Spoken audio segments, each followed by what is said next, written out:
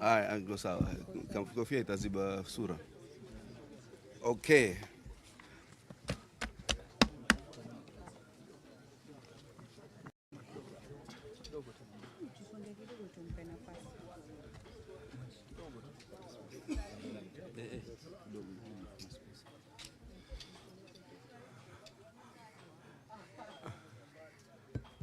First,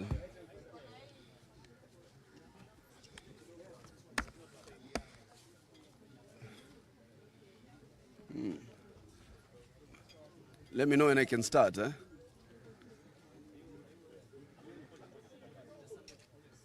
Okay.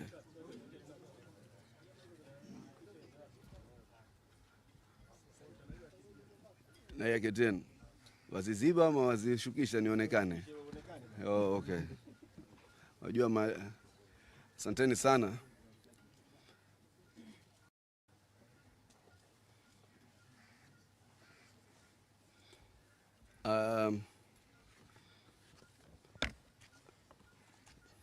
Watu ya Fourth Estate, members of the media, good afternoon.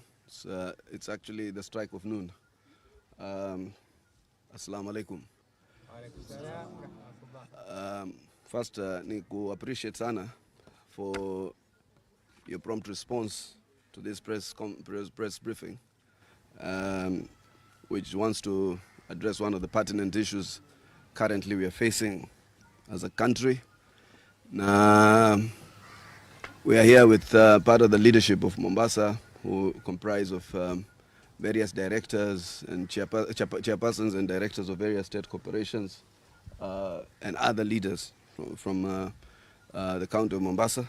But more instructively also, we are joined by one of the directors of the Kenya Pipeline Company, Mr. Mutungwa Wambua, who has acted swiftly in response, together with her chairperson, Faith Boynet, and others, to avert a potential economic crisis or sabotage.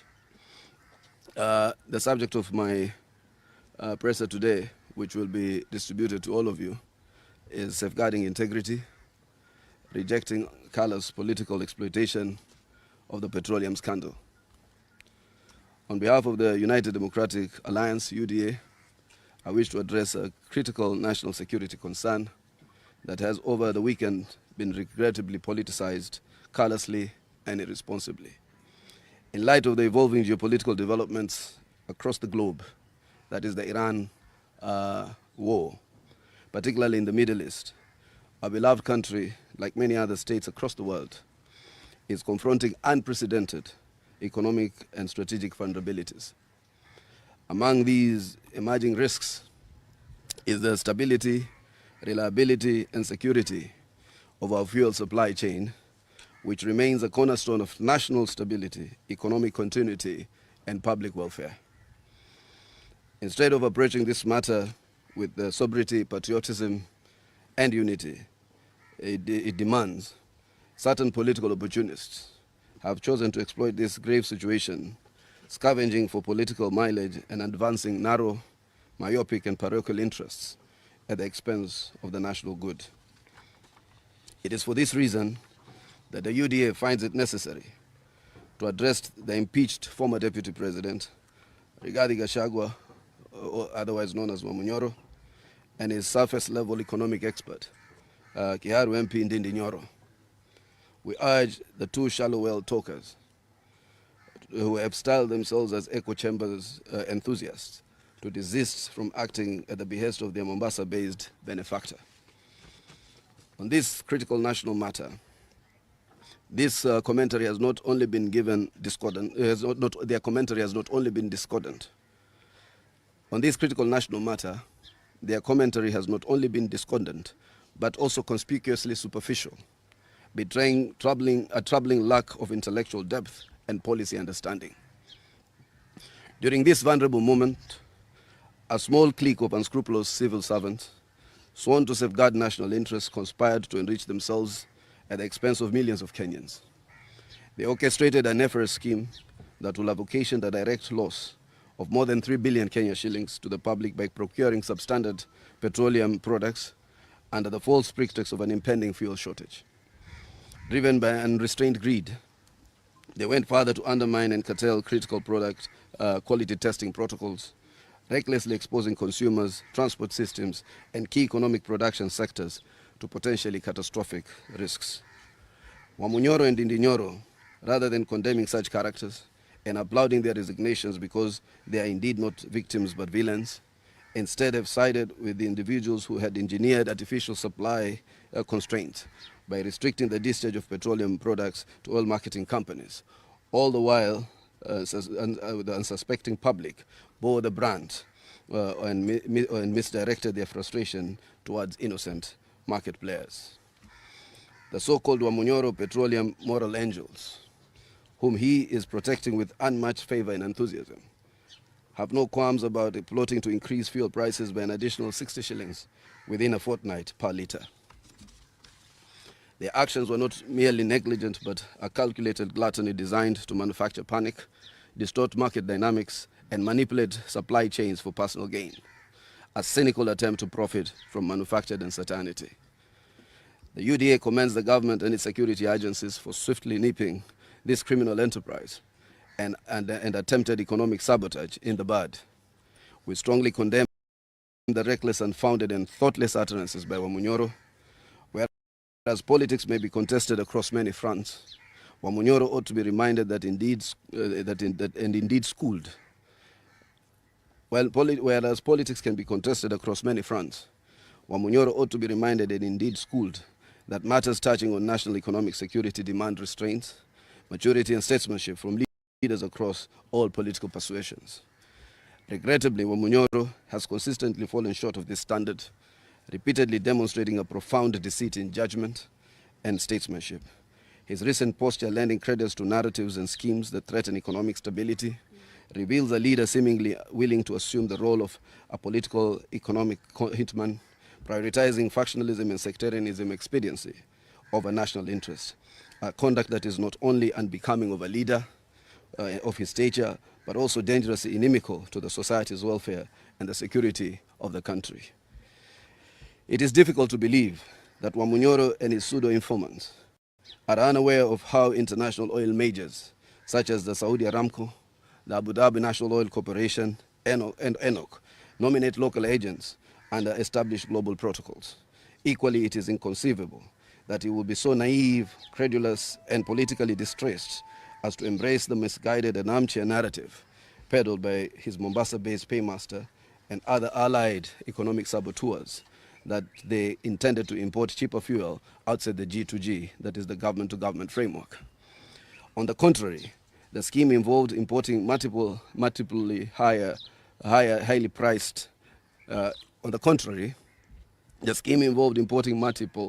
priced cargoes between Kenya shillings 50 and Kenya shillings 80 above the existing D2G shipments, a move that will have triggered runaway inflation, crippled the economy, and inflicted untold miseries and suffering on millions of Kenyans.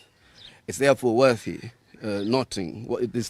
noting that while Wamunyoro is well within his democratic right to engage in political contestation, he must exercise prudence and avoid inflammatory, ill-informed, and infantile pronouncements meant to inflame emotions and score cheap tribal and parochial political points. In conclusion, we wish to provide clarity on the following critical issues.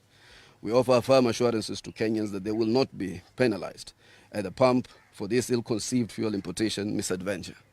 In the forthcoming fuel price review, the Energy and Petroleum Regulatory Authority will sustain the government-to-government G2G pricing framework, which has demonstrably remained stable and reasonable and continues to offer the most reliable safeguard for fuel quality, supply stability, and national energy security. 2, we confirm that adequate safeguards have been instituted to mitigate risk posed by the substandard cargo. The government will disclose the mandatory quality test conducted at discharge and release the corresponding results to the public. There will be no waiver of such testing protocols, as any such action would amount to gross negligence and unacceptable dereliction of duty. 3, we confirm that surcharge and recovery proceedings against the importers have commenced to ensure Kenyan taxpayers are shielded from any financial exposure. We further propose punitive sanctions amounting to 5 times the projected loss, that is 3 billion times 5, amounting to 15 billion.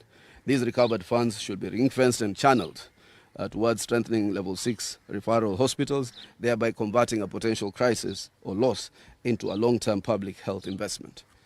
Fourthly, we further urge investigative agencies to scrutinize the conduct of Omunyoro in light of his remarks, which appear to suggest unusual familiarity with the alleged scheme.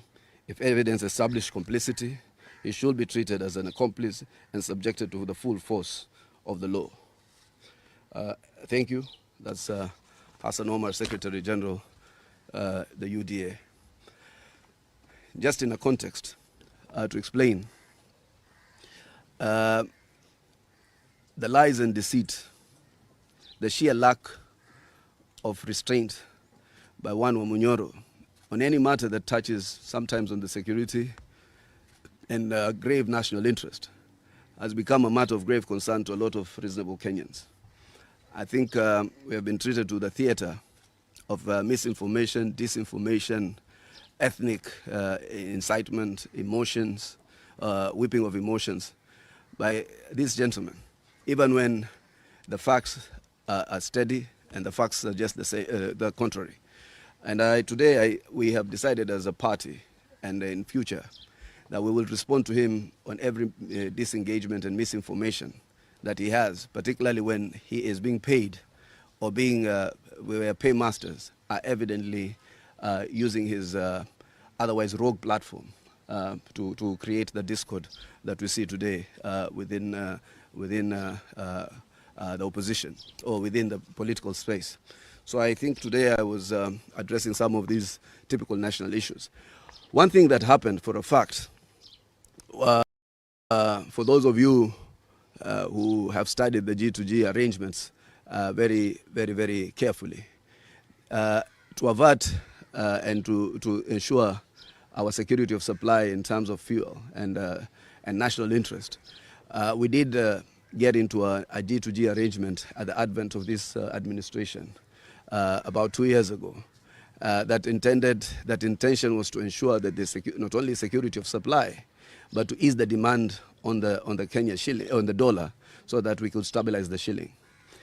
For public officers, in their own volition, to act outside established frameworks of engagement, where if our G2G partners today had pulled out, would occasion a massive economic crisis, is the height of not only greed or gluttony, but the height of lack of patriotism. I think since the Iran crisis began, where Israel and the US illegally started bombing Iran, there has been no indication from our G2G partners whatsoever that they will not meet the obligations. In fact, the G2G prices have been extremely stable. It is quite unfortunate that some players would want to exploit that crisis. They started by creating an artificial shortage. You do recall there was almost a panic buying at some point across Nairobi and parts of Kenya, only to say that there is a higher increased demand. Definitely, if I go and fuel my tank to a full tank rather than the usual quarter tank, there will be a demand, a false demand or surge in demand, which then will just stabilize as time progresses. And then purport to use that crisis to import outside the G2G framework, which is an arrangement that has assured us stable supply of fuel, stabilized the Kenya shilling, stabilized the economy, stabilized inflation. Wajua leo, if fuel prices were to go up, it affects all other sectors of the economy. The fuel crisis will create a volatility in the economy that is unprecedented. And yet Kenya has been able to mitigate this volatility quite effectively. So I think it was an utmost lack of patriotism for any public officers to go conspire with private sector players to attempt to subvert a crisis in a manner, or rather than avert a crisis, to precipitate a crisis that would have probably created such enormous challenges for any government. Other governments, other countries are already rationing usage of fuel. They're already rationing electricity and power supply. They're already rationing LPG. Yet in Kenya, because of our commitments that we've had with our partners, they've assured us of the cargo and our demand being met on a day-to-day or on a month-to-month basis. For that conspiracy, that is not even the end of the story. You know what happens when, as our investigative agencies were investigating this matter and taking necessary action, is the continued politicization of all matters that are within his knowledge or out of his knowledge. You do realize that all of you who have been watching Wamunyoro, even as deputy president, has always demonstrated very wanting intellectual faculties to understand even very basic concepts. But for this one, he is fairly eloquent because he has been prepped to create diversionary aspects of the investigation, to divert the investigation, and to be a beneficiary of those who are perpetrating these massive economic crimes. I do believe the DCI will act swiftly and that suspects will be presented with the necessary charges, and that will be a deterrence. And us as a party, we know that there's a lot of remnants of the Uhuru regime who are still working for our government, are sabotaging this country and this government in all aspects, in all sectors of the economy, in all public institutions and state corporations. I want to tell you that we serve as a warning that we will not allow you to continue to sabotage this government, especially at this critical point, especially when matters of economy and matters of national interest do come to fore. So we will act with unbending zeal, with necessary commitment and ruthlessness to handle these kinds of malpractices.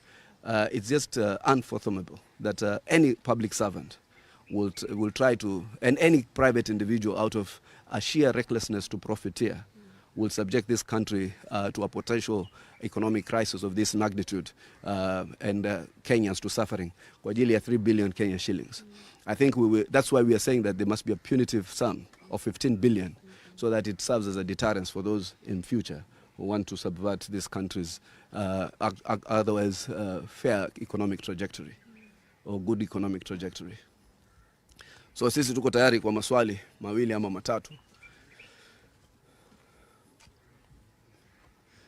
Yes, Kai. We understand those who are implicated did resign, and there was also a call for the PS, because it's the case of the image. Maybe if we know something, why is still on the system?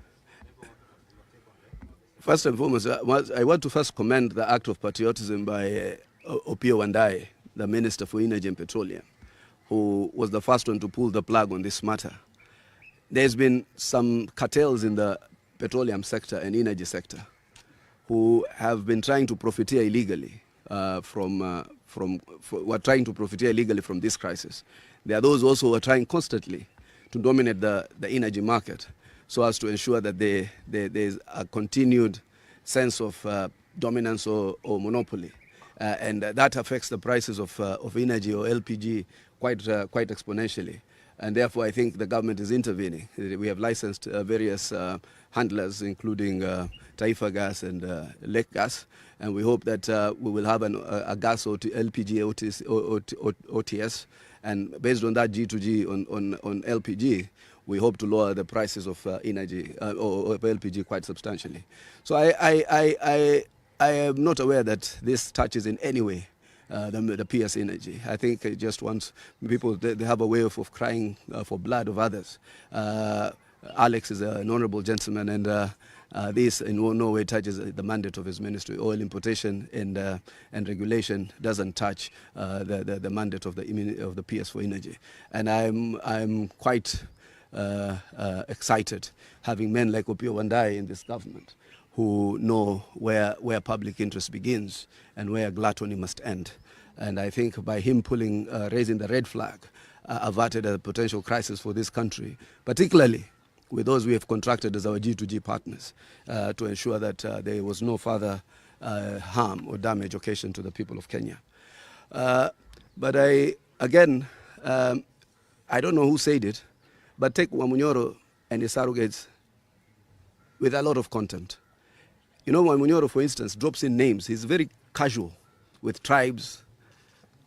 When he mentions a very innocent businessman like Jack Chebet is a businessman of great repute, and we know he has not disinherited his brother's widow. Yeah, Jack Chebet does legitimate business in the region. Starbucks is a big oil marketing company. It has presence in the whole of this region, including Uganda. But for him to constantly drop Jack Chebet's name is an attempt, to draw the lines of ethnicity. Tuju anashindwa kulipa deni, then unaleta Wamunyoro because he's the easiest prey of propaganda and rumors. Lipa deni bwana. Kai, unakopesha 900 million. Pesa mimi na wewe wengine tutazisikia kwa TV na magazeti. Unazipora. Halafu unasema unakwenda kwa nini? Kwa polisi, unadanganya, una fake abduction. Halafu wazee wawili bwana. Mmoja anasema I'm dying. Halafu yule watameno anamwambia you will not die. Imefika ujinga aina gani? Hii wazee, where Jaramogi Oginga Odinga is. Masinde Muliro, where Stanley Njindo Matiba is, where Charles Rubia are, and they look at an opposition led by Wamunyoro, Watermelon, Yule Mwamwalwa. They shudder, and they are probably praying for this government. The alternative for this country is catastrophic. That's why we remain stable, and we remain committed, and we are quite assured of our second term, by God's will. Yes. Yes. Mm.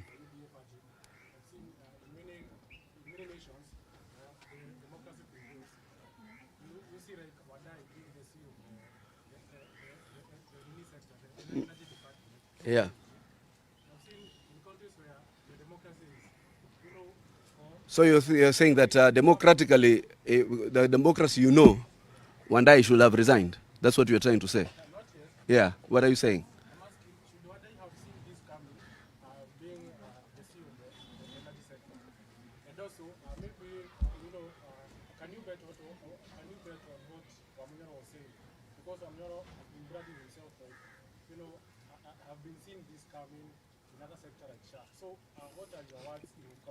Everything Wamunyoro has said, he said the economy will collapse. It has not collapsed. He said Shah was fake. Right now he's prophesizing doom. He talked about many other ills of government. To the contrary, they have prevailed. And he himself, in his own account, has listed the achievements of this government. Just that he adds a rider of hatred and malice. He has made President William Ruto as his punching bag because of he's still trying to heal. Yeah, he's still trying to heal. He never thought that this country has the audacity to take tribalists like him home.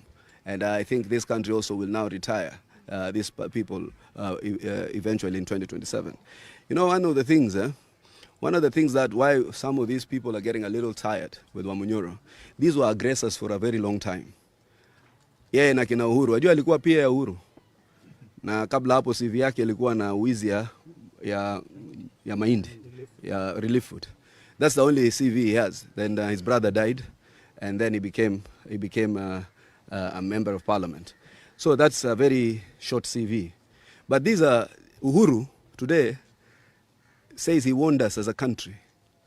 Uhuru has been the biggest perpetrator of the position that this government has taken the country out of, the inflation, the debt situation.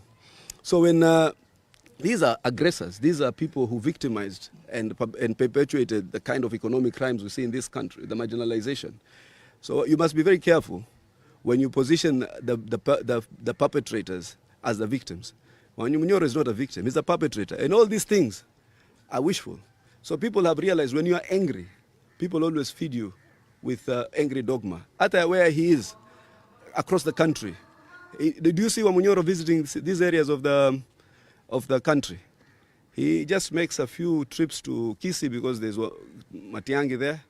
He goes to Ukambani, then he calls Mohamed Ali and they go somewhere in Mount Kenya, Mohamed Ali insults us in a language most people in Mombasa don't understand, and then they come back. It's just malice and hatred. People who work together in hatred and in ethnicity. Watu wadua wanaogopa kusema hiyo. The only people who hang out with Wamunyoro are tribalists. They only run candidates. When you hear, you'll see now DCP will go to run a candidate in Olkalau because he thinks they are Kikuyus to feed on. Wamunyoro will run a candidate. What is it called? This it's called what? Watermelon. Only in Ukambani, because he has no other clout. But you see the way UDA runs a candidate anywhere. Hata kukitokea nafasi mwezini, tuko na mtu. Tutakwenda tu.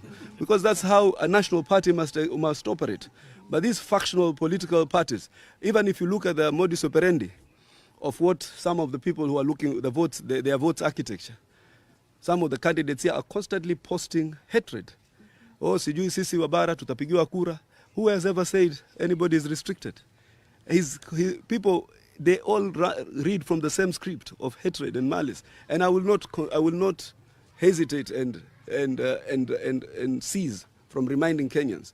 But nyinyi watu ya UDA sasa, don't allow these people unabated monopoly in addressing these types of issues, because for a long time they have thought because nobody is responding to them, they can get away with it. And then,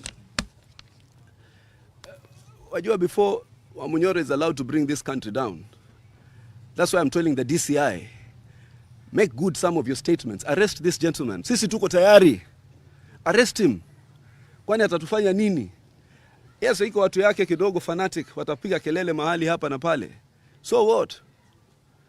If we continue to exercise restraint, they look at restraint as cowardice. So it is important for us now to demonstrate our sense of courage as a nation. So wewe ndugu yangu Amin, wale watu wako katika upelelezi, the IG Kanja, it's time to act on this gentleman before it's too late, because he has consistently tried to evoke emotions in this country to precipitate hatred and violence. Yes. Wewe uko huko ama huko? Oh, okay. Nilifikiria hata alikuwa anakuangalia ni aspirant ya wapi.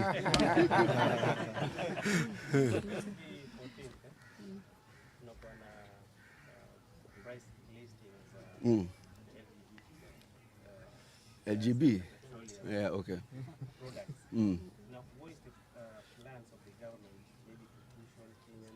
Yeah, but you see, the G2G has continued to give us very steady prices.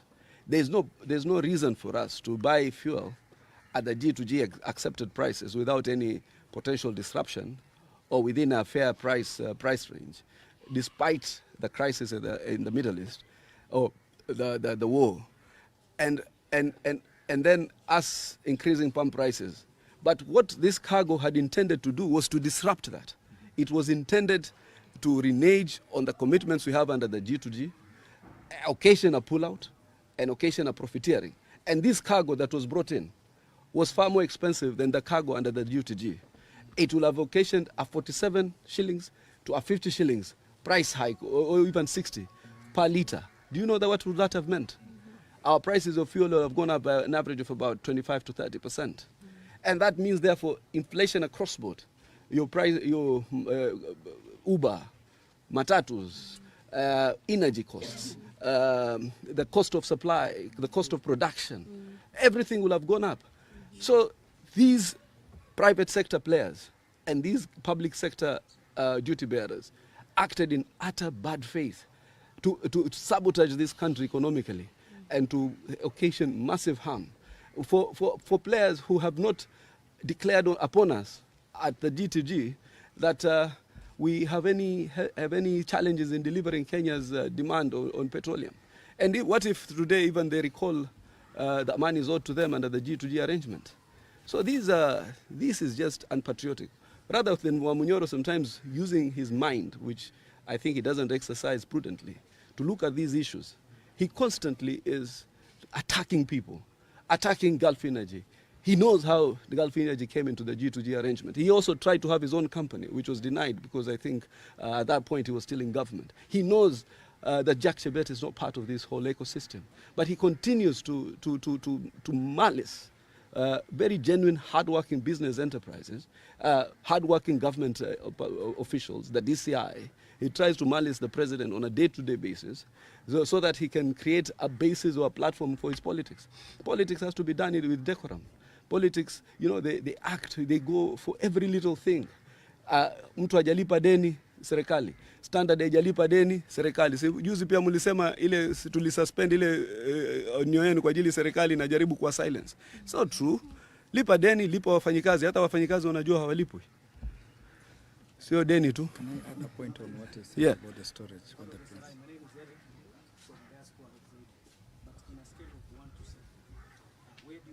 Why 1 to 7? I'm giving in a scale of 1 to 7, 7 being the highest. We talked about Romero and Lily. If these are culprits that are dangerous to the society, why are they not being apprehended? Because these are people who are in the system. You see, this is a democracy. That's why nothing that they say holds water anywhere. But you see, for a long time, even you have probably consumed this fake news, particularly in terms of how we present it. It has no legal grounding. But you see, even madmen are given an opportunity to say whatever they feel in a democracy. But now when those touch on facts and national security of the country, we respond. And that's why I've told the DCI, where there is factual or reasons or grounds to arrest and charge these men. You know, today, so suddenly, this gentleman, Ndindi, has become an expert on everything. He won't, you know, he tells us how the fuel prices will not go down, will not go up. Everywhere in the world, the fuel prices are going up. The reason the fuel prices in Kenya are stable is because of the G2D. This is a quack who some of you have confidence because of some ethnic machinations of their unparalleled intelligence, because they are consistently attacking this government. And therefore, for you, some of you, that is music to your ears. So you tend to embrace the falsities on the basis that they tend to satisfy or quench your thirst for malice and falsities. But I think I'm just saying, but now, I hope when we start taking action, there are those who will not think that it is just a circus. We will challenge, we have to challenge the DCI to act appropriately where necessary. This is the director at KPC. Yes. He wants to add something. Kenya Pipeline Company. Yes, thank you very much, SG. I think SG has wrapped up everything. The UDA Secretary General Hassan Omar. But I want to answer the question this gentleman asked, what plan we have for Kenyans. I think the government doesn't speak a lot of its thing. It's very quiet. But when this government came in place, Kenya Pipeline bought KPRL, which is refinery, it's not a refinery, 100%. So it's under KPC. And those tanks which were here, almost 500,000 metric tons, they were converted from crude oil to be able to store fine product, which is petroleum and diesel. And this can last Kenya for 30 days. If you go to Port of Dar es Salaam, you'll find like 20 ships docked waiting to offload. That you cannot find it in Kenya because we have enough storage. That is the big tank which used to store crude oil. The ships can offload there and go. And even worst case scenario, we can bring over 10 ships in the ocean and our tanks are full. And we have not spoken of Eldoret tanks, which is in Kisumu tanks. We have not spoken of Nairobi, PS10, PS9. So SG has said it, we have enough storage to store product and there is no panic in the market. And those individuals who went outside the system that is there, they tried to circumvent it. They did it on their own. There was no instruction from the board didn't know this and the other staff didn't know. So let them carry their own cross. Let the staff of KPC or others fear of anything. If you are clean, you'll be clean.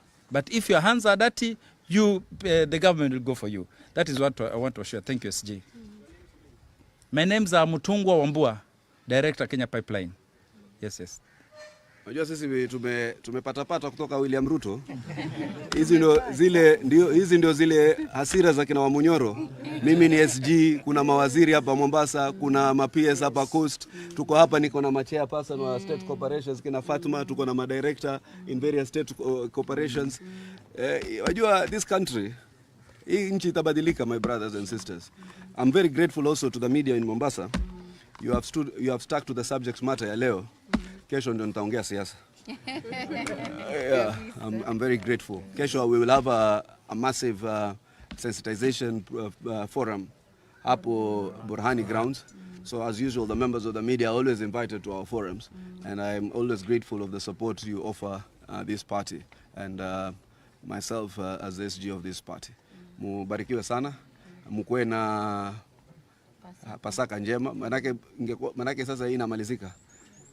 Nimewatoa leo, alikuwa labda mwingine mko mumelala ukanga kukaa kama alikuwa kwenda kanisani kuomba.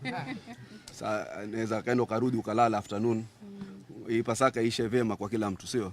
Na kesho tuanze tena kazi na tuanze kujenga ile taifa la Kenya. Namshukuru sana.